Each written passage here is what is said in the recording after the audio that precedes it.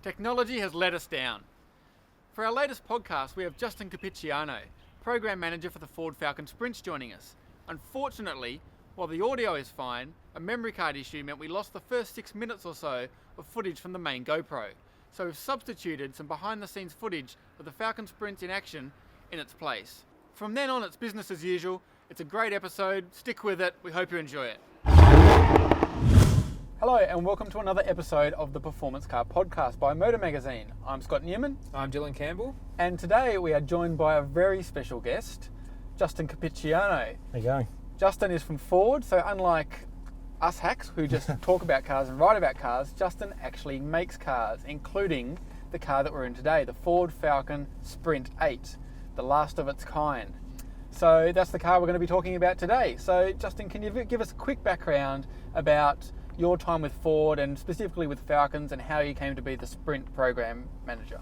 Yeah, so I started with Ford in 2012. I worked in the finance area. I was there for about 18 months, working in the manufacturing side. I was given an opportunity to apply for a job within the product development team, and that job was to work on Falcons and Territories as what we called the ongoing product development manager. And that job was really undefined at that point in time. So we knew, we knew at that point when I took the job over that Falcon was coming to an end, and we didn't really know what we were going to do. But I was given an opportunity to do the GDF program, which I did. Ran that one from start to finish, and then as we finished GDF, we quickly moved on to the Sprint program. So my last 4.5 years were basically working on performance Falcons. Excellent. So what were you trying to achieve with the Sprint program? What aims did you have for it, given that obviously the car was coming to an end, there wasn't a whole lot of money around to invest because there was obviously no point for a car that's coming to the end of its life, but what did you want to produce with what you had available to you? Yeah, so I mean, the one thing we wanted to do was when we came out of the back end of GDF, we learnt a lot about what the GDF had and what it didn't have, and what we could do to sort of either make a different car. We knew we wanted to make a different car. We didn't want to make the same car as what we'd already done with the GDF. We targeted a few different things. We targeted things like suspension. We targeted a different look. We also targeted the turbo as having a lot of opportunity for us to do something really special with. And then everything else sort of came from that. So, it was something that I suppose myself and Dave and a few other people from Ford would sit around and we'd talk about what we wanted to put into the car, what we thought was a good thing. We worked with our marketing team and they gave us some input from what they thought was the right thing to do, and yeah, that was the framework, and then we sort of built it up from there. So is it fair enough to say that this car, the Sprint program, basically came from a bunch of car dudes sitting around, brainstorming like we all do, but I suppose you guys had the opportunity and the task to make it happen? Yeah, I mean, we, like everything, you have a certain amount of resources and funding or heads or whatever you want to call it to be able to do a car. And to make it work, we really needed to sort of have a think about what we could actually deliver in that time. And there were things that we sort of, for the V8, I mean, one of the things we looked at was, intercooling the V8, right? It was always something that we wanted to do in the car.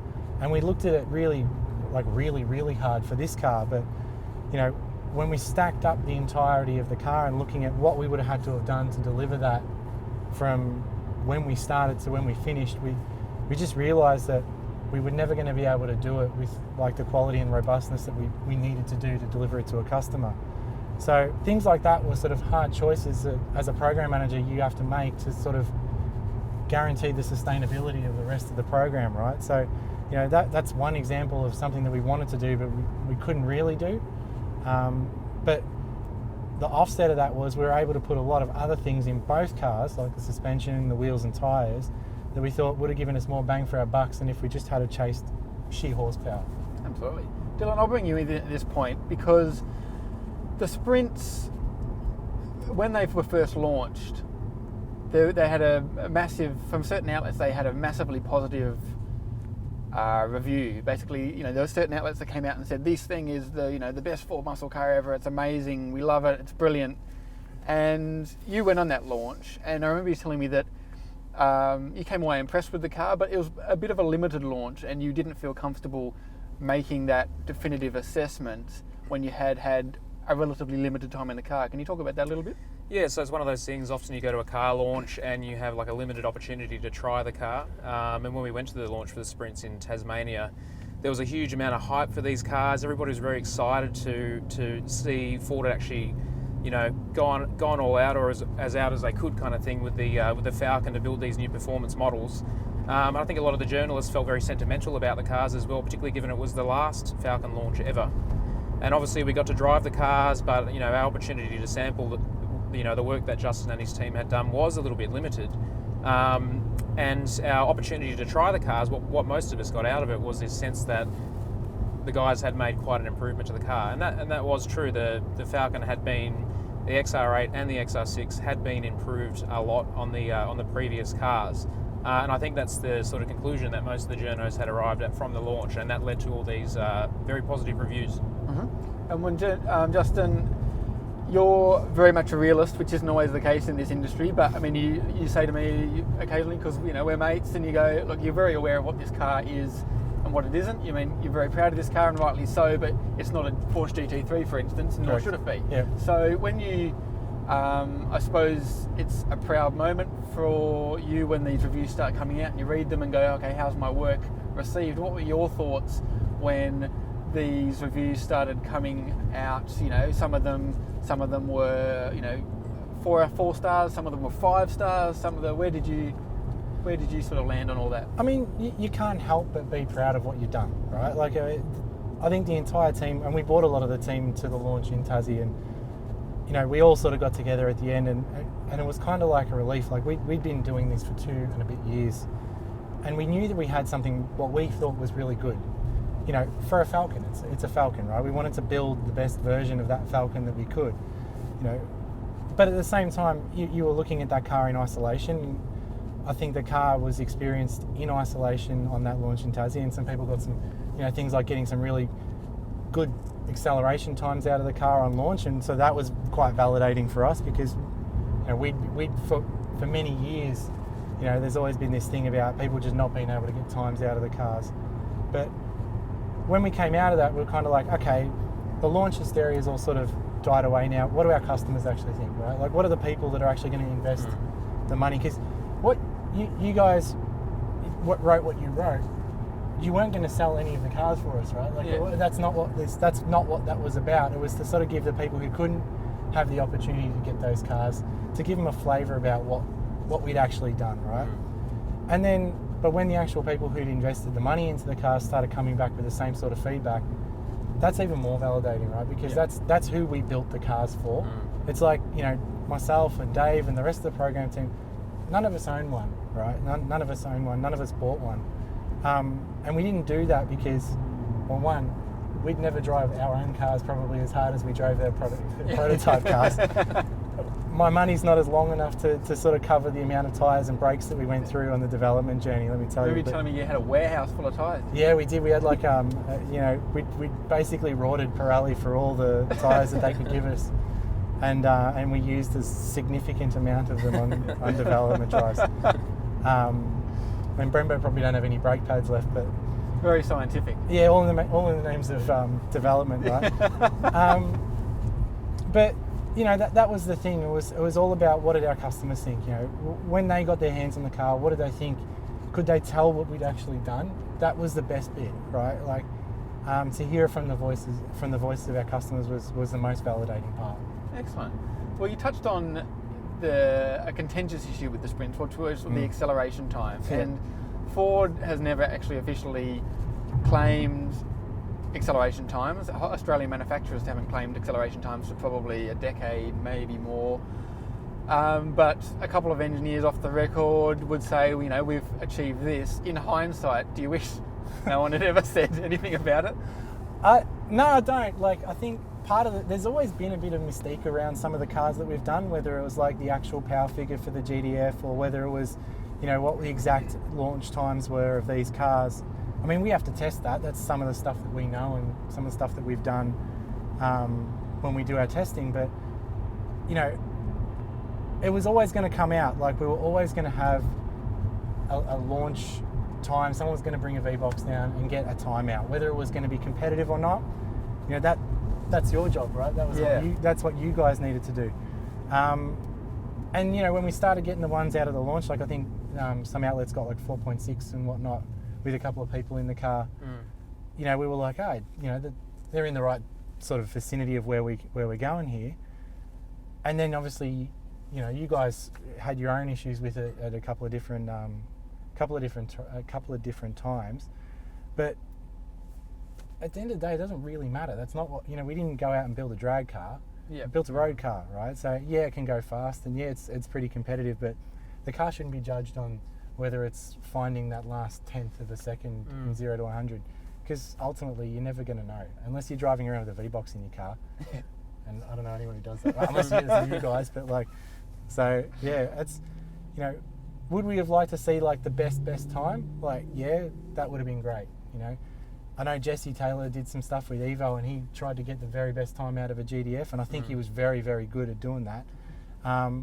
But you know, I didn't want the car to be judged just by that. I thought there was more to it than that. I think that actually partially, I suppose, especially for our coverage, because we struggled to match the times that were said, and I threw my hand up because I did most of those times, and I couldn't get.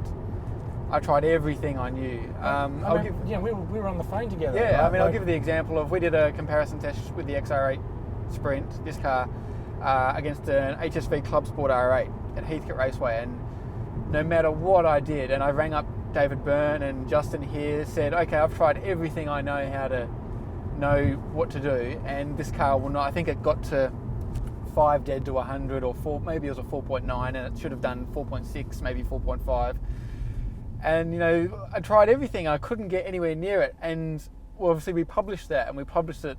We tried everything we could, and there was a big furor over it. We got slaughtered, and I feel that that's kind of unfortunate, because I think it overshadowed the fact a little bit that car, it didn't win the Comparo, but it did really well in that Comparo against a car that's probably more developed and, you know, is more modern. And unfortunately, everybody seemed to, you know, centre on the fact that it missed its claims. And yeah, I mean, let's look at that, right?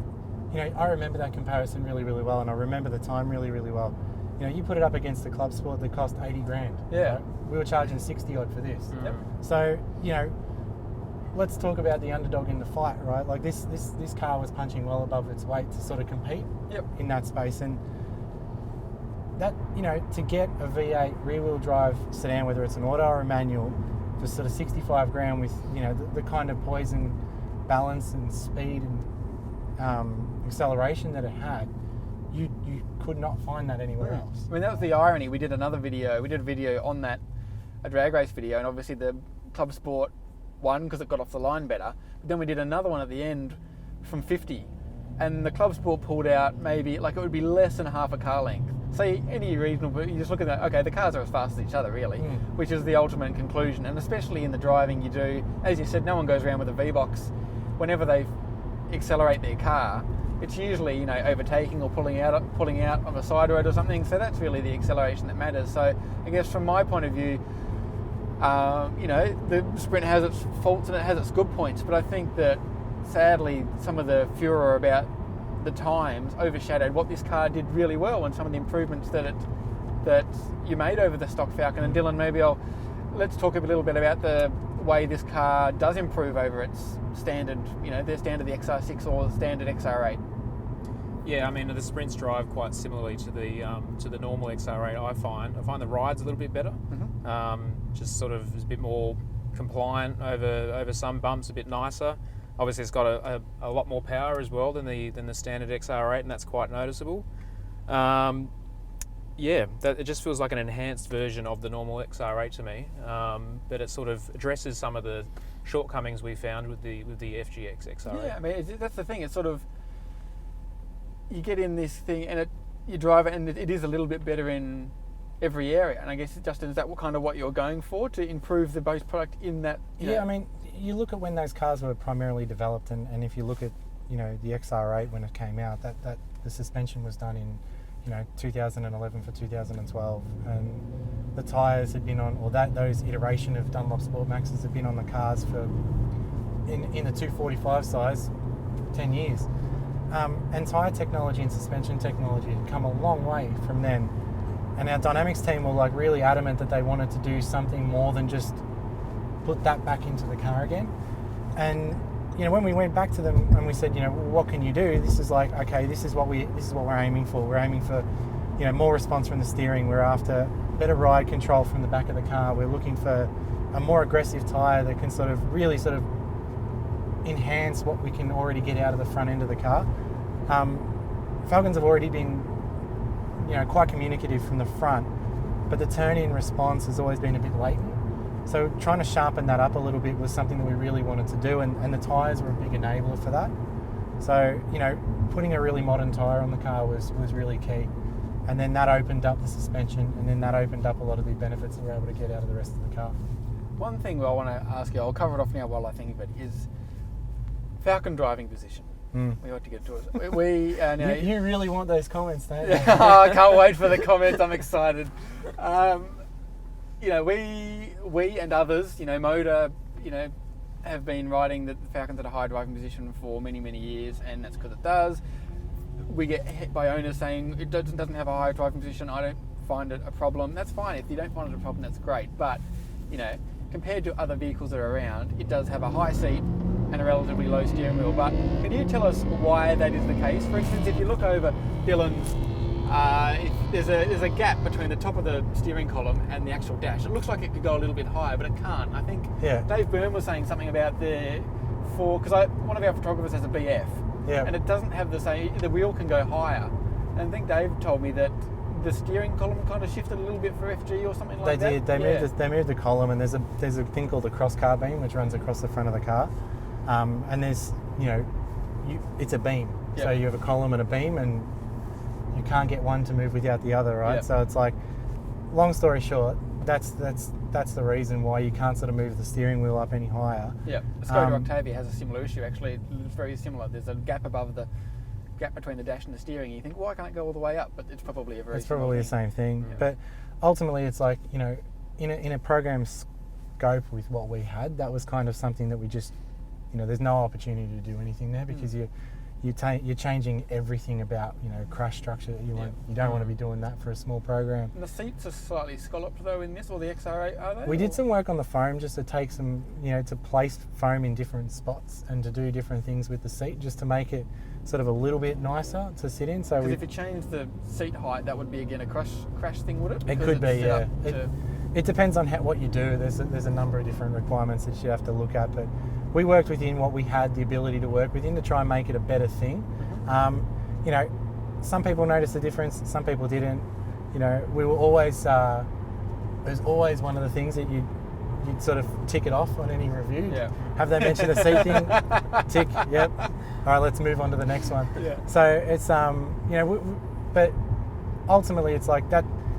That's not what we wanted to do or not what we wanted the car to be remembered by. We're sort of looking at other stuff, but I find, I don't know if you find this as well, Dylan, like as soon as you get in it, the first thing you do in a Falcon is you try and lower the seat and raise the steering wheel, and you can't. But I find that, like, when we've driven these things on track and whatever, and you do get used to it, it doesn't in any way get in the way for me of steering or operating the car. Like, it's not quite my ideal driving position, but I also kind of get used to it quite quickly. Do you find that as well? Yeah, absolutely. I find that instinctually when you get in the car, you're like, oh, someone's got the seat raised really high, and you go to adjust it down, and you go, oh, that's as low as it goes. Someone's got the steering wheel really low, I'll just put that up. Oh, that's as high as it goes.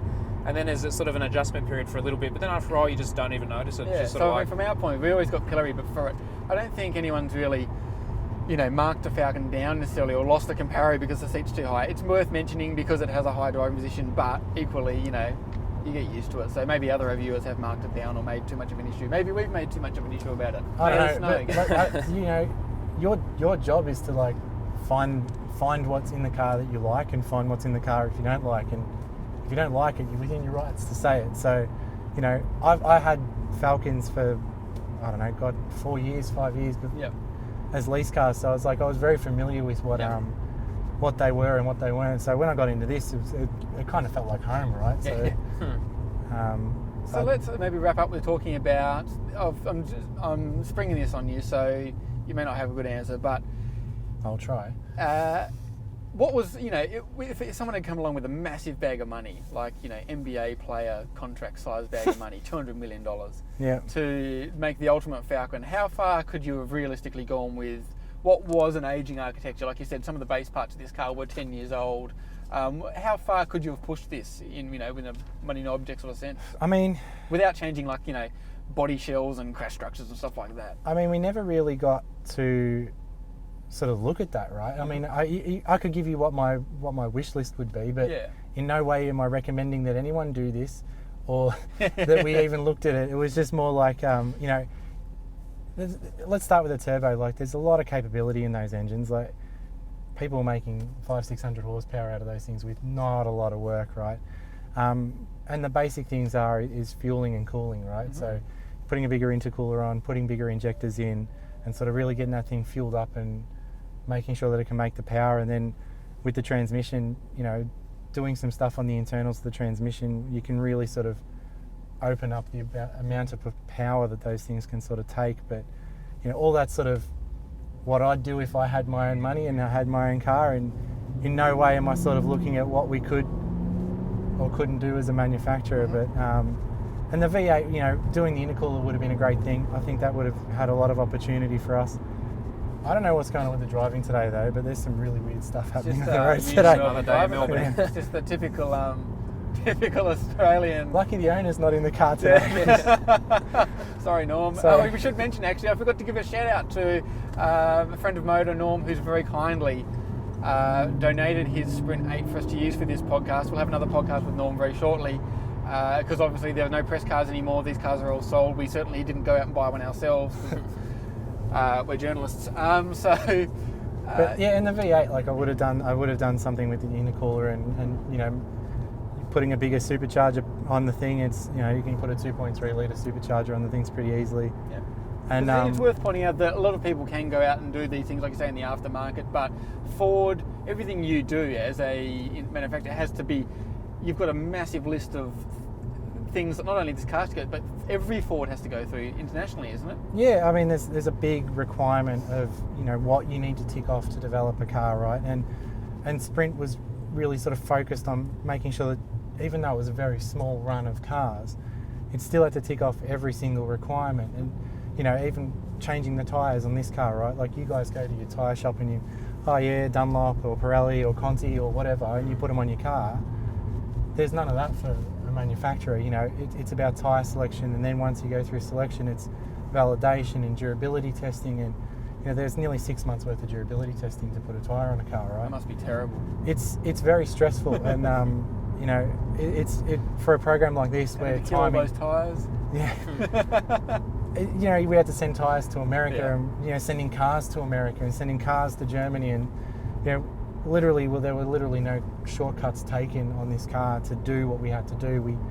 We had to, and we were, and so we should, right? Like, that's our responsibility as a manufacturer, is to make sure that we're doing those things to sign off at the highest level in the company, to make sure everyone is aware of what we're doing.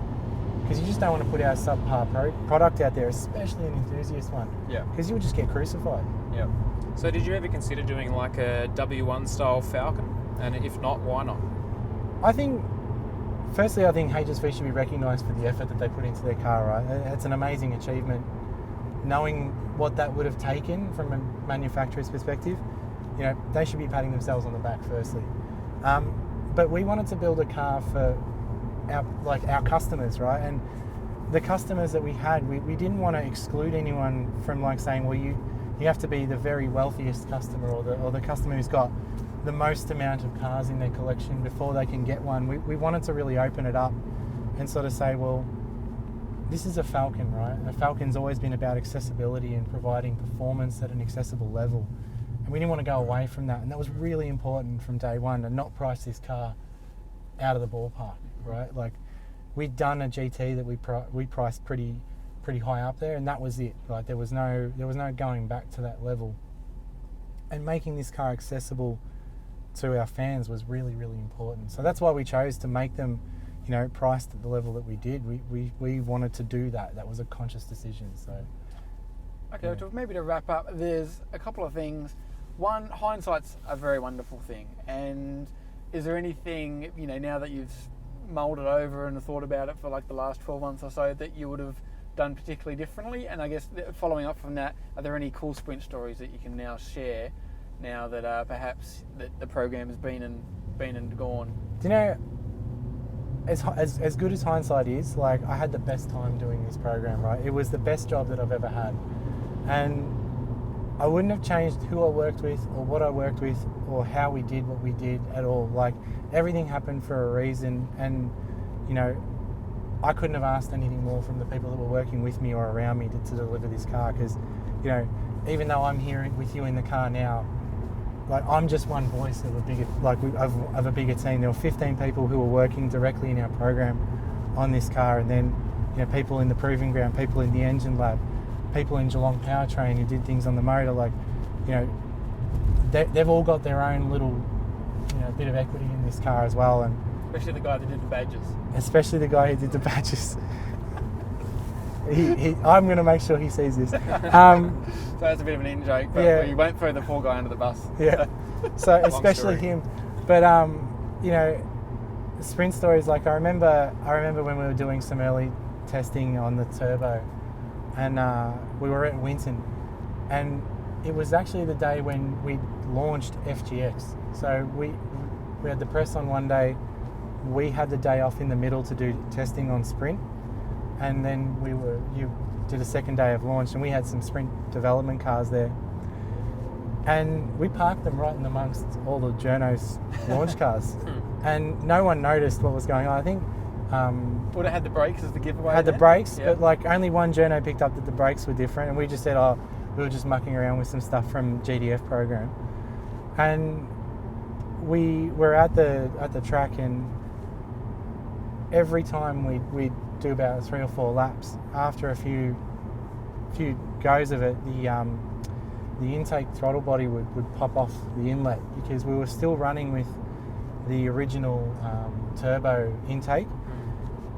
And what it was effectively like, imagine like you've got a thick shake and a really thin straw, and you suck on the straw and it compresses the straw, and that's what it was doing. It was compressing the intake pipe, and then eventually you just get a pressure build up, and off the thing would go, and it'd slam into the bonnet, and the car would, have to limp back to the pits, and we'd have a look at it. And that's what led to the, sort of the origins of looking at carbon fibre for the turbo. We were really sort of struggling to sort of make sense of how we could do the intake and match the performance that we needed to get out of it, but also meet our cost targets. And you think of cost and you think of carbon fibre, and it's kind of like an oxymoron, right? Like it doesn't work together. But carbon fibre is really, really good if you have to be able to just put not a lot of money into the actual tool to make the part, and you just can do very small batch runs of the part.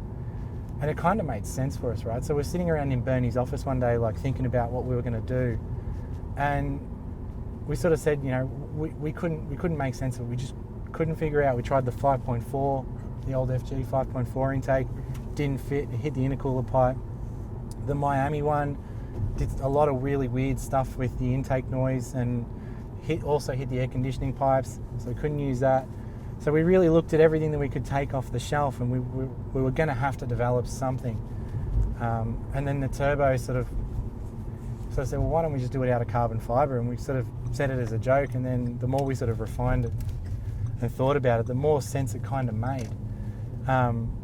I just remember when we actually said it to our boss for the first time, he kind of looked at me with these wild eyes like, you've got to be joking, you're going to put carbon fibre on a Falcon. And I was like, yes, that's exactly what I wanted to do.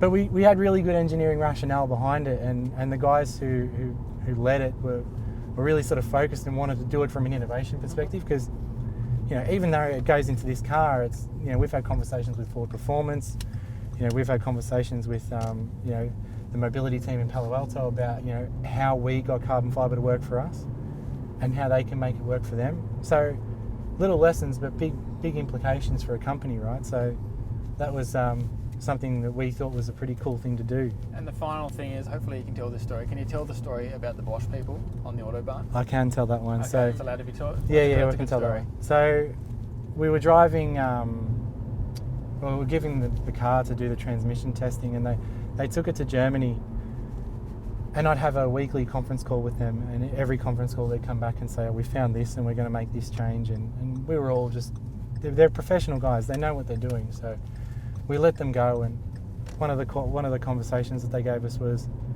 hey, we've tested this car and we've been on the Autobahn and we've been doing some wide open upshifts at 5th gear.